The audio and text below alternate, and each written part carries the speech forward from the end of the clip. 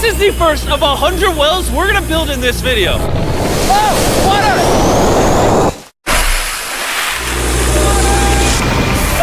Oh, crap! You just witnessed a small village in Kenya get access to unlimited clean drinking water in less than a second. One down, 99 more wells in Africa to go. You're gonna love this video. Combined, these 100 wells are going to give around 500,000 people fresh water to drink. And after building some more wells on this side of Kenya, we flew south to the school system of Nairiri. And let's just say, they were really happy to see us. How's it going?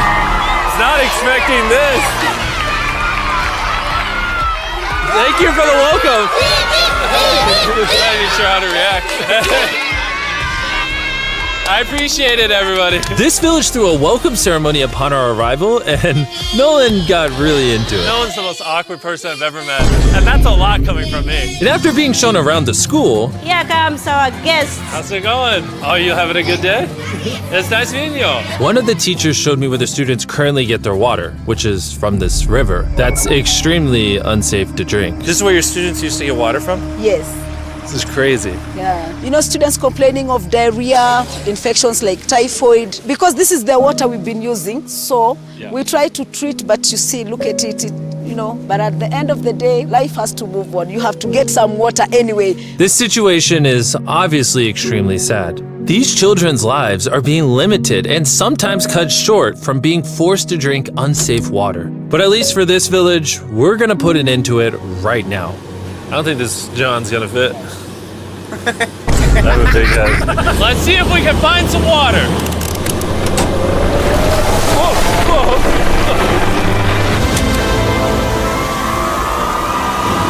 It is raining! It's beautiful! After the water comes out of the ground, it's fed into enormous barrels like this one. And once they're built into the water towers, all of the neighboring villages will not only have clean drinking water, but a pressurized water source as well. Which, in short, means no more doing laundry and unsafe water. And pull! On a scale of 1 to Nolan's mom, how heavy is it? Nolan's mom times 2. Oh God. Dude, I'll push you off of it. All right, here we go. Under control. We built 20 more wells in Kenya, and after we were done, Bro has another well in. Don't worry, I have more water in my other shoe. and just so you know how we built these first 29 wells, we used this giant drill to dig hundreds of feet into the ground, past the polluted sources and into an enormous aquifer of pure drinkable water. After that, we spent time installing pipes so that people all around Africa can access water from spigots like this one in Nairiri. Let's see how it tastes. Like water. It took me about a minute to fill this 5-gallon drum. How much water can this provide a day? 3,600 gallons a day. Not only will this well cover the 400 kids at this school, but literally the entire neighborhood and village around this school can use this well. We say thank you for the water. Oh, no problem. This thing can basically pump non-stop for 30 years. You would think that having an effect of this magnitude would require the resources and funding of a large government, but that's not true. Solving this problem is possible, and something humanity should all be putting effort in to fix. What's the secret of success? To be honest, just find something you love doing and do it for a long period, and eventually you'll succeed. So I'm gonna bring it super close. See us? Is that cool? Yes. If you look up, it's recording. All right, well, I'm gonna get close. All right. Yeah, you can see yourself. We were also able to install a well for this village, and these 12 other villages. And while we were finishing these wells, we were also able to update one of their schools with brand new computers. How are they liking it? They like them. Glad to see it turned out well. And we also updated the classrooms with new furniture, installed shelves and filled them with new books, donated a soccer ball for every student, and even put modern whiteboards and projectors in all the classrooms. Do you guys like the projector? We were using a chalk and then a lot of dust, but today everything is clean. We truly appreciate it. No problem. It's the least we could do. But then when we flew out to the site of the 45th well, we realized this community had it even harder. Every time they need to get water, they need to take a treacherous mile-long hike through the jungle. And that mile-long hike also happens to be on a giant mountain. I wake up very early, about 4 o'clock, so that I can fetch water for the school. We are not safe fetching water here. that place is very slippery. Chances of getting an injury is very high. So while we worked on their well, the community took me to see how they currently source their water. You guys would have to make this trip how many times a day? 2 times. 2 times a day. Oh, wow. So a typical student would carry something like this? Yeah. Oh, God. If 200 students did this every day, how hard could it be? It could be very hard. Oh boy. Dang, this is very steep. We're just walking down this mountain forever. Every day. It was actually surprising how difficult this hike was. And these people go through all of that just to get to the spigot. That's water is still unsafe to drink. This is where you guys get your water from normally? Yes. And filled with water, these jugs can weigh up to 40 pounds, which is insane for these children to be carrying up this mountain. The ladies can carry 2 of those. Oh, I totally can as well then. And as soon as these jugs were filled, it was time to head all the way back up. Hurry up, let's go. He's not even sweating or anything. I got it. And now, instead of spending hours a day for unsafe water, their new well is only 10 feet away from the school. So, They can just fill it up here now.